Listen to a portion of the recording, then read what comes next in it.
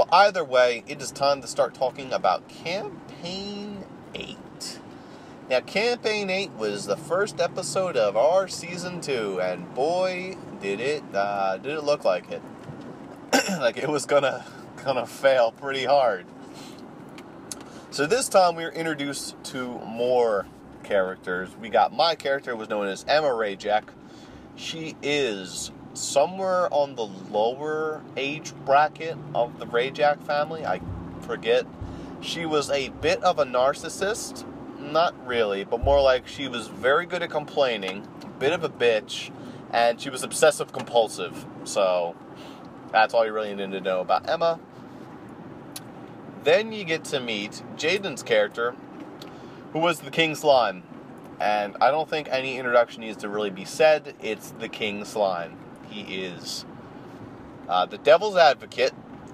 He's the talker to gods. He's a slime. He slurps a lot. Except when he says, Gaio, where the fuck that is. I'm sure Jaden will either throw it in the comments or he'll do something with it. Maybe he'll even spell it for me. That'd be awesome. And what he does is talks to the gods, and that's about it. He did a lot of talking to the gods. I don't recall if he was actually good or anything. Like, he pulled the slime class from some stupid person's online character build or race card. No, he didn't pull a race card, but someone made a race card on the U-Realms workshop, or the tabletop workshop, and he turned out to be just the guy who talked to the gods. That's all you need to know. Then we had Zuper's character. Now, Zuper's character, I don't exactly recall, but he existed. Oh, right. And Zuper's character was like some weird thief, assassin-looking guy who was also a kobold. And he had a wart on his shoulder that basically bitched him out the entire time. It was really funny. And then finally, there was our fourth character, who was not created this week. We just get Leonard back. Yeah, Leonard Rajak made a comeback, and there was really no explanation until the very end, but he was there. So Emma was pretty happy about that. So we're on our way, and the mission is here. We're just in some stranded-ass valley. There's some caves, a couple houses with no people in it, and there's a forest. We're pretty much given an open-ended tour of the whole place. So, we decide to start heading off towards the forest first. When we head off to the forest, we see there's a bunch of mud there that I thought was blood originally, but no, it's mud. And we come across some fairies, and the fairies start taking our shit. Now, the fairies took my personal thing, which was a Yit leather, which I believe it was, like, that RP behind the Yit leather kept changing. For a while, I almost said it was my mother's, like, leather skin, but then I also had the gun, because I was a swashbuckler, so I was essentially firing the dead ashes of my relative.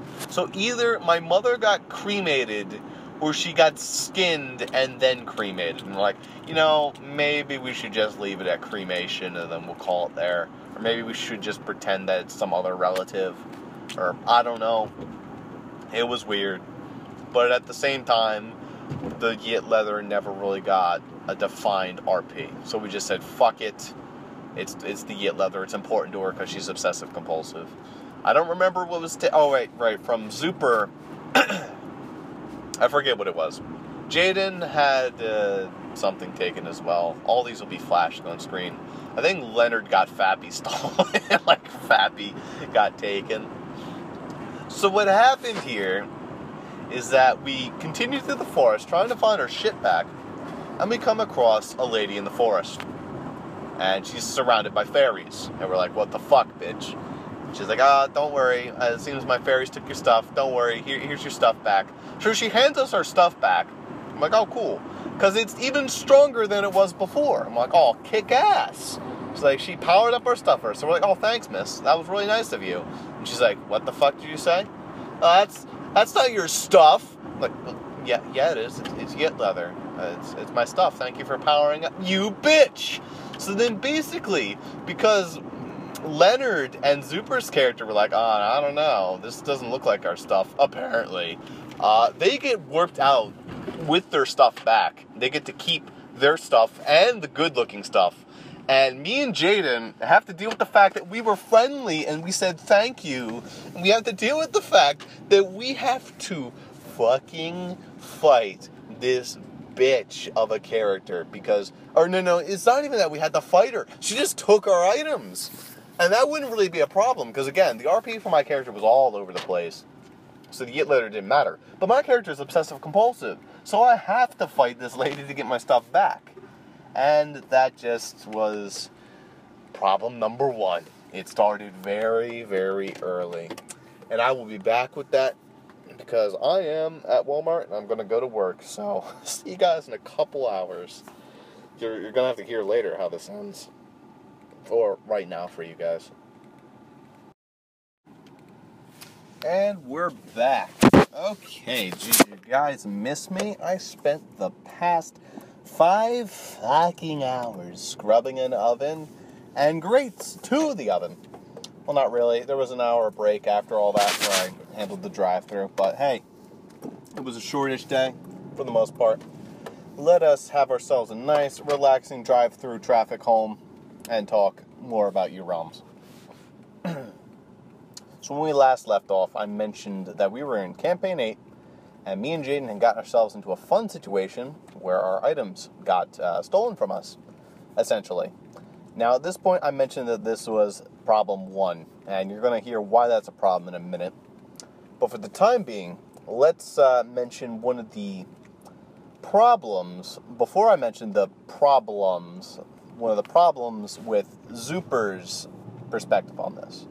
Now, as Zuper stated at the time, for some reason, he was being a bit bullheaded by his own admission about how the lady was acting in the scenario. It's like the fairy matron, that bitch, which she shall be referred to now and forever as that bitch, because she is.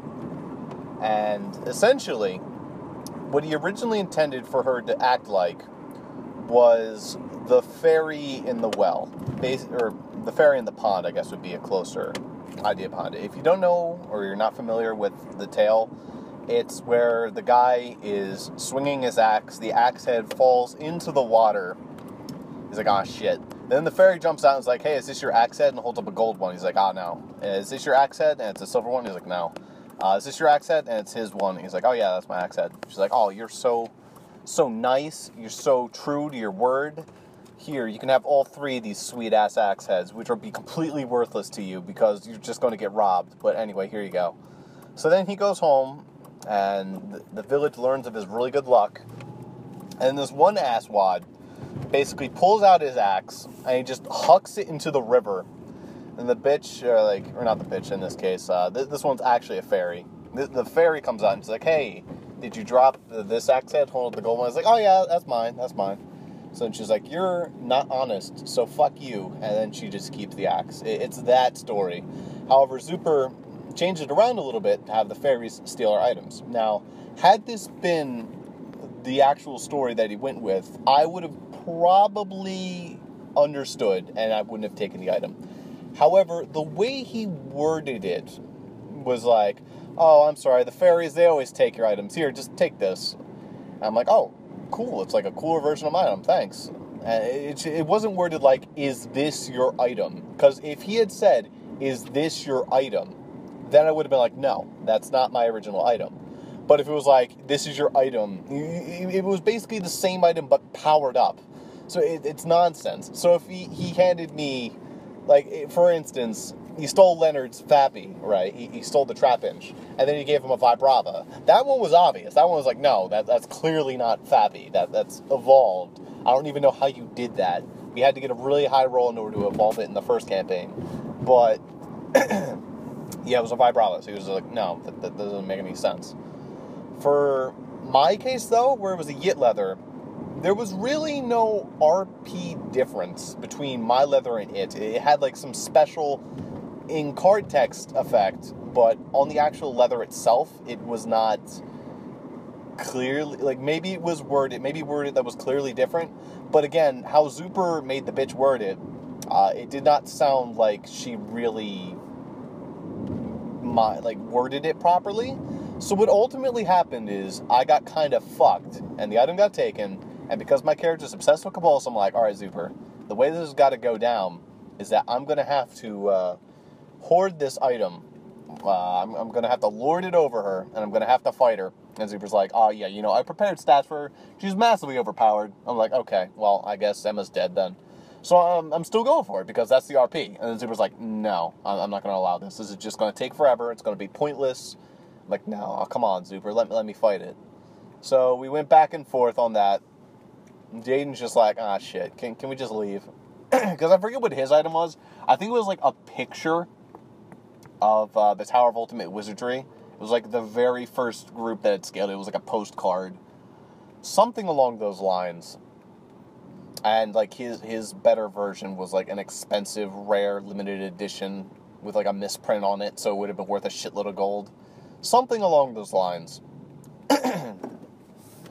So with that said, what ultimately happened is we fought over it and we're like, fuck it. Zuper just handed me back the old item, handed Jaden back his old item, and we moved on our merry way. No real repercussions. Other than the fact that we were clearly a little bit annoyed over the whole situation. Not like jokingly annoyed, but also kind of like, really? So then we come to the next encounter, and this is where we encounter problem 2. Okay. So in encounter 2, we run into these silent Stanleys, whatever the fuck they are. They're like little thief guys. They kind of resemble Zuper's character in a way, but really they're just like guys who are just clearly silent. They're forming a wall. They have the ability to use the Shadow Clone Jutsu, because there's like 30 of them. I don't remember how many there were exactly. There were at least like 8 or 10. And they were basically there. So we're like, fuck, well, what do we do? So we try to attack them, right? And they warp behind us.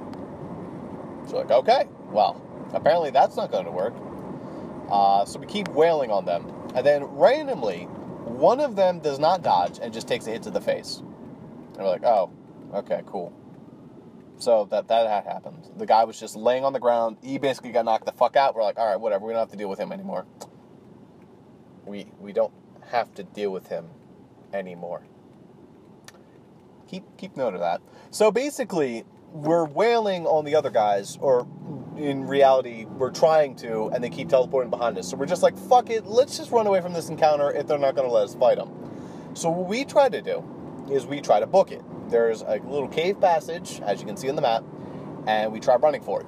And what ultimately happened is Zuper's like, nah, the guys warp in front of you, they do a shitload of damage, and they basically form a wall that you can't get through. And you can't attack them because they warp behind you. Anytime you try to run, they'll warp in front of you. So clearly, at this point, I'm like, what the fuck, Zuper? This is some Jaden level horseshit right here. Because you can't attack them unless it's like a 20.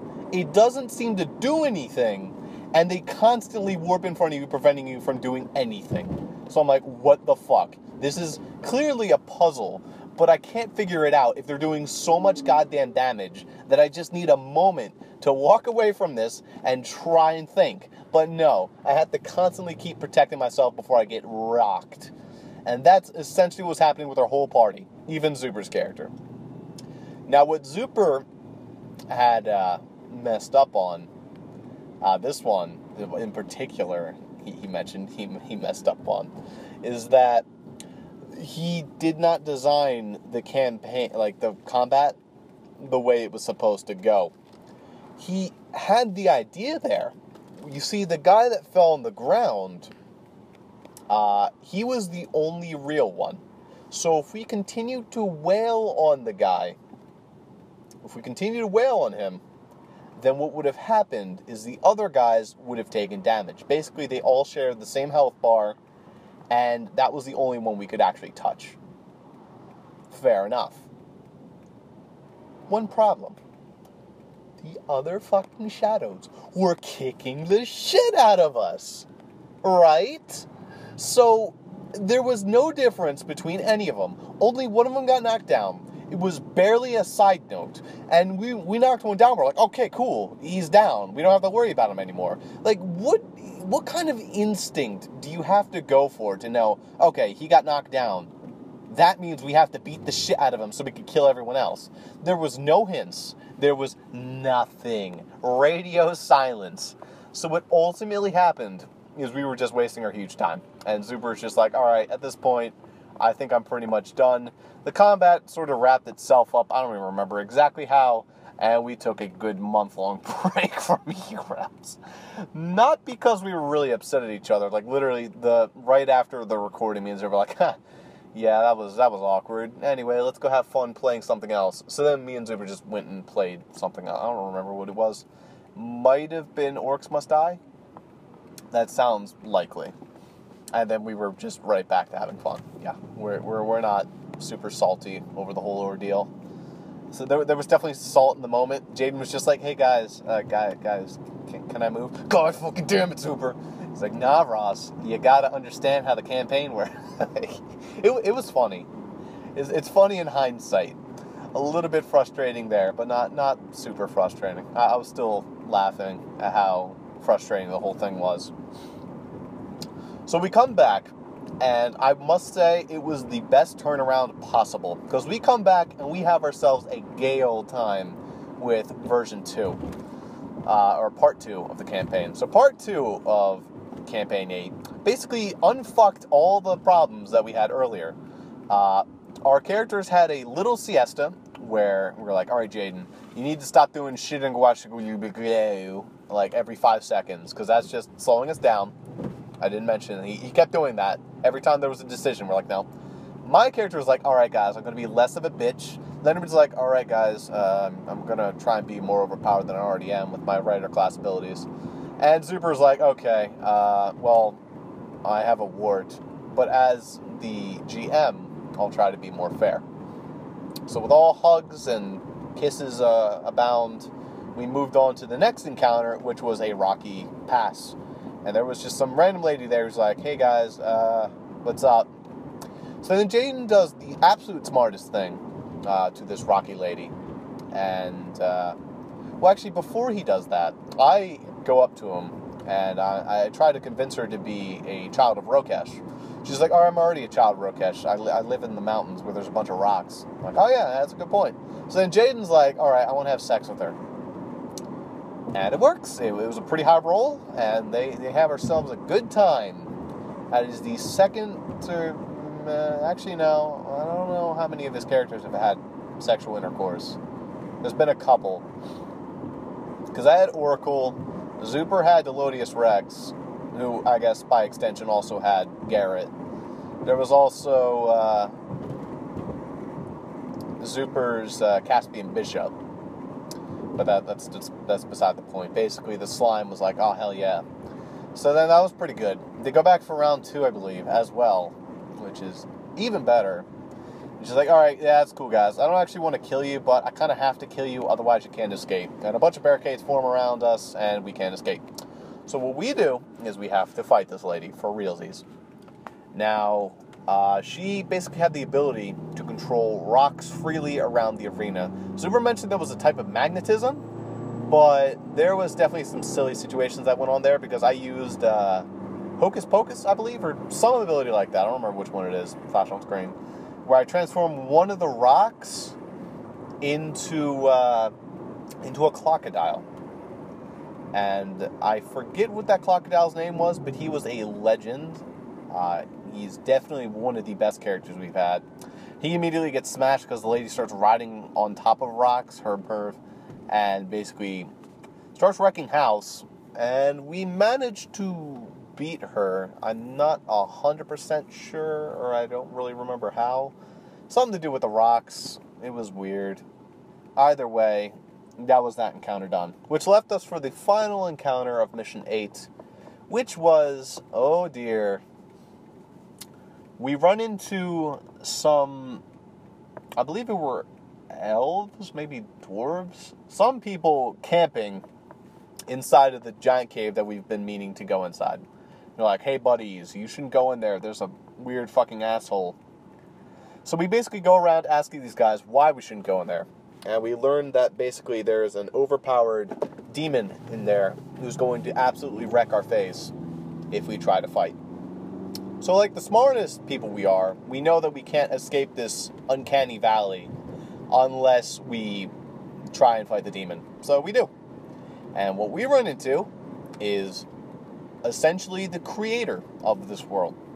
It is quickly revealed to us that this world, this very, very stupid world that we've fallen into, this realm, is entirely a dream of sorts.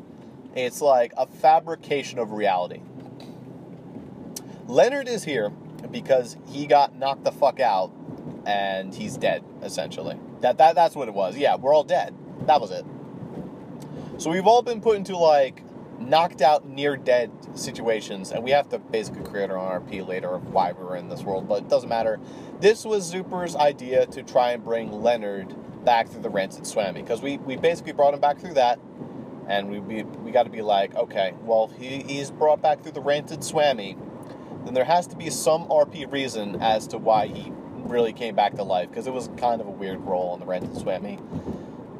So this is like the whole in-between chapter 1, like after Leonard gets knocked the hell out, this is what happened to him. That said, we start fighting this guy, and there is a lot of meme fighting going around, because his ability is that so long as you believe it can happen, you can make anything happen in this world. It's not real, but if you believe hard enough, you can make everyone else believe it's real.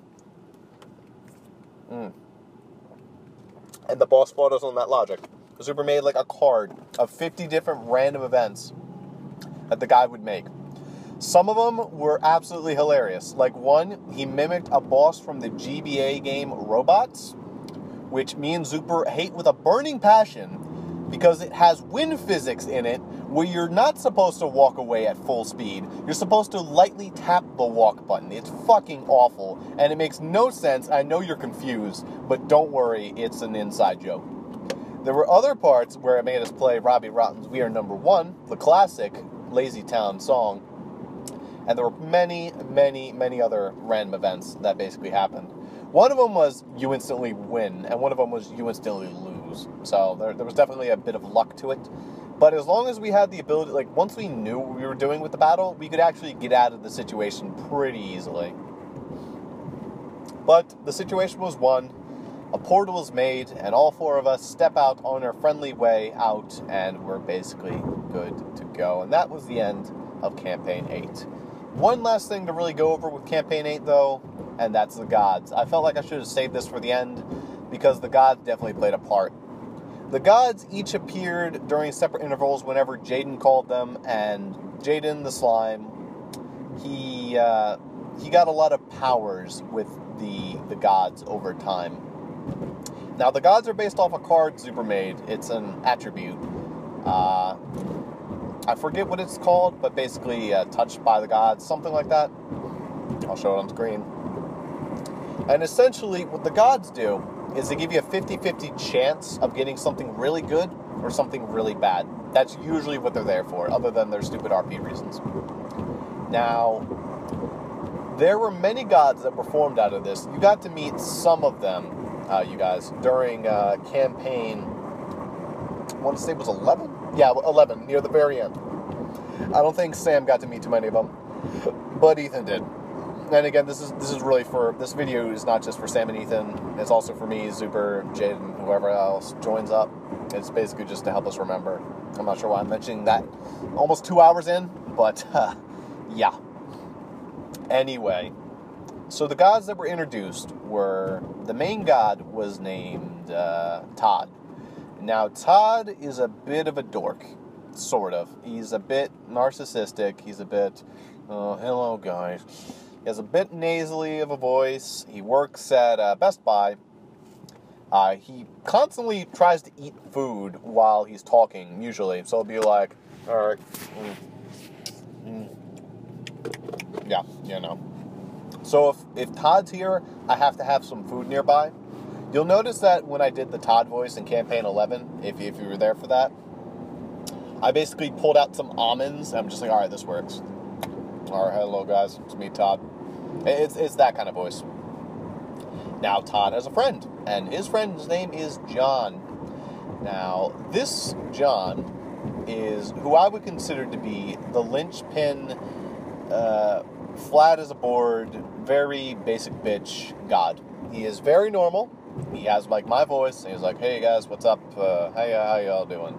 He's very normal. He's the straight man, and he does not have any explicit powers that Todd does not have. So, like, those two are essentially the ones where if you call either Todd or John, you're basically going to have the ability to get a good item or a bad item. They're very basic in that respect. Todd will usually insult you. John will just be confused. That's how it works. There were some other gods that were created, all of which I might flash on screen, but it's hard to remember all their names. So some of the bigger named ones were, I want to say it was Tom. Todd has a father who also appears. He owns a water processing plant. And he's a bit more gruff. He's like, hey, it's me, whatever Todd's dad's name is. And he has not been proven to delve into the hero powers. There's Ray, and he has a brother. I forget the brother's name. And he's a Mexican, Holmes, except it's not really Mexican. It's some sort of racist accent. It's like, hey, how's it going? He has like that voice. Again, these are really C-list gods. They don't have much abilities. They don't really give you anything to call them. And then there's Brian. Now, Brian is the man, the myth, the legend, the only one voiced by Zuper.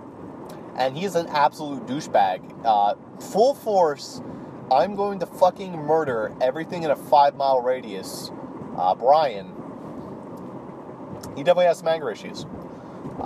You also got to meet him in Campaign 11, if you watched that. Now, Brian, he's usually going to hand you shitty powers. He's not going to be the 50-50. He's going to be, all right, you get one pile of shit or you get the other. But Jaden, of course, called Brian because he's fucking hilarious, and there's no reason not to call Brian because he's kind of amazing. And if you do get something bad, you're guaranteed something bad, so hey, you can throw it at the enemy. If you think about it, he's more guaranteed than Todd or John. But that is all the gods that I really need to go over. There's not too many others. Maybe some more will crop up in the future. I don't know. But the gods have appeared every once in a while since then. And get used to them.